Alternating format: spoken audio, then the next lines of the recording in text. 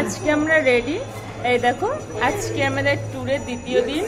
বেরোবো আমরা, আজকে বেরোচ্ছি হোটেল থেকে। এই দেখো মাম্মাম লিফটের সিঁড়ি যাচ্ছে, আমরা লিফটে উঠে গেলাম। চলো আমরা লিফটে চলে এসেছি। তো চলো গ্রাউন্ড ফ্লোরে যাব আমরা, ওখানে গিয়ে খাওয়া দাওয়া করে এখনই আমরা বাসে করে বেরিয়ে যাব ট্যুরের জন্য। তো চলো আজকে আমাদের ট্যুরের প্রোগ্রাম কেমন হয় অবশ্যই শেয়ার করবো তোমাদের সঙ্গে। Tata tata. আমরা কিন্তু আজকে সাইট সিনের উদ্দেশ্যে রওনা দিয়েছি। তো প্রথমেই আমাদের গাড়ি এনে দাঁড় করালো পবনধামে। তো চলো পবনধামের ভেতরে কি আছে সেটা দেখার জন্য আমরা ভেতরের দিকে আস্তে আস্তে এগিয়ে চলি। তো সবাই এক এক করে চলে এসো। এখানে কিন্তু মন্দির প্লাস হোটেল একদম পাশেই রয়েছে। পবনধাম দেখো কত সুন্দর করে চারি সাইডটা লেখা রয়েছে পবনধাম, প্রত্যেকটা স্পটে লেখা রয়েছে। আর কুলোর মতো করে স্পটগুলোকে খুব সুন্দর সাজানো রয়েছে। তো প্রথমেই আমরা নমস্কার করে গণেশজিকে নমস্কার করে শুরু করলাম দেখার পর্ব। তো চলো, এখানে রয়েছে মাতা সন্তোষী। তারপরে এখানে যারা রয়েছেন প্রত্যেকের কিন্তু নাম লেখা রয়েছে, হিন্দিতে লেখা রয়েছে, বাংলা বা ইংলিশে নেই। তো পরপর প্রত্যেককে কয়েকজনকে মহাবীর যারা বা মহাপুরুষ যারা রয়েছে তাদের সবাইকে তো চিনি না, তো সেগুলো পড়ে নিতে হবে একটুখানি। আর এই যে আমরা এখানে চলে এসেছি, দেখো হনুমানজি কিন্তু এক পাশে রাম এক পাশে লক্ষ্মণকে নিয়ে বসে আছে, আর হরগৌরী কিন্তু কৈলাসে বসে আছে। তো চলো আমরাই বা বাদ যাই কেন, আমাদেরও তো একটু বসতে হয়। ভগবান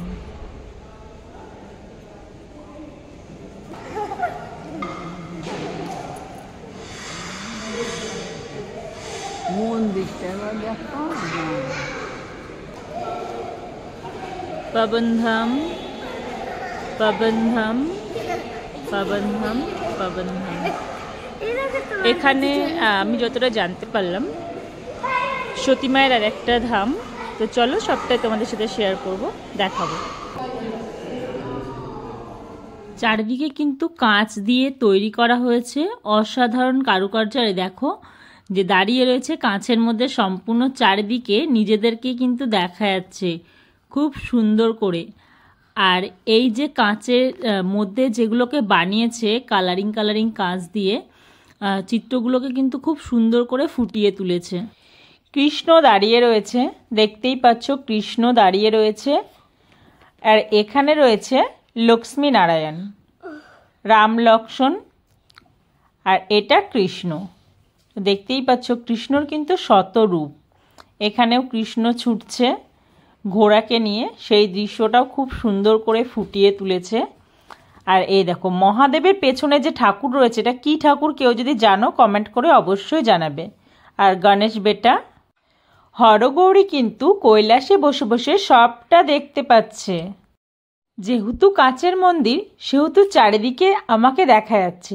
আর এই দেখো জয় সন্তোষী মাতা, আর এই যে ওং নমঃ শিবায়, দেখো যে সুন্দরভাবে বলছে। এখানে কিন্তু একটা বাচ্চা শিব খুব সুন্দর করে বানানো রয়েছে, বাচ্চা শিব দেখে মন ভরে আছে। আর কৃষ্ণ, আচ্ছা শ্রীকৃষ্ণ অর্জুনকে নিয়ে যুদ্ধে যাচ্ছে, তার ঘোড়া দুটো দেখো কত সুন্দর। আর এই যে অর্জুনকে নিয়ে শ্রীকৃষ্ণ যুদ্ধে যাচ্ছে, বেশ রথটা কিন্তু খুব সুন্দর। হনুমানজি একদম উপরে স্বয়ং বসে রয়েছেন, জাস্ট অসাধারণ লাগছে একদম। খুব সুন্দর জায়গা, মানে কম বললেও কম বলা হয়, খুব সুন্দর জায়গা। হরিদ্বারে এসে এই পবনধামে অবশ্যই আসা উচিত এবং আসতে হবে, তোমাদেরকে টানবে এই পবনধাম। খুব সুন্দর, একদম অটো নিয়ে চলে আসবে পবনধাম।